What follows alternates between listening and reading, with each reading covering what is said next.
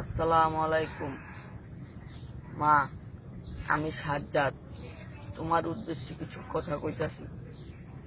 পৃথিবীর কোথাও জায়গা না পেলে সন্তানেরা মায়ের কোলে আশ্রয় নেয়।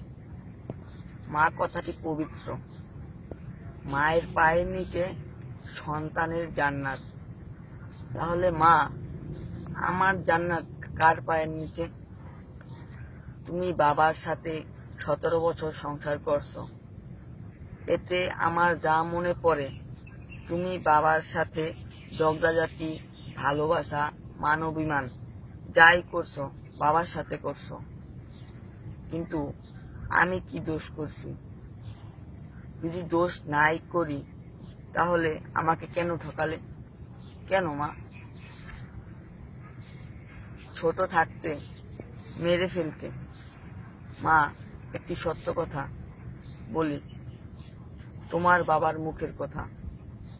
তোমার নানি তোমার বাবার মায়ের সাথে তোমার সংসার করতে দেয়নি, ঠিক তেমনি তোমার মা তোমাকেও সংসার করতে দিবে না। আজ আমাকে বাবাকে ছেড়ে চলে গেছো তোমার মায়ের বুদ্ধিতে। কাল সুজনের সাথে তোমার সংসার করতে দিবে না তোমার মা। পরশু রাস্তায় নিয়ে রাস্তায় বেশ্যায় পরিণত করবে ঠিক তোমারই মা।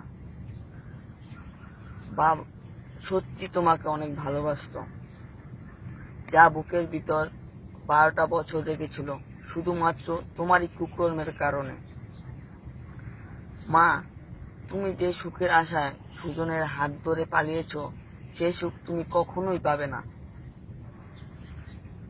কারণ জমিনে যা ঘটে আসমানে তার ফয়সালা হয়।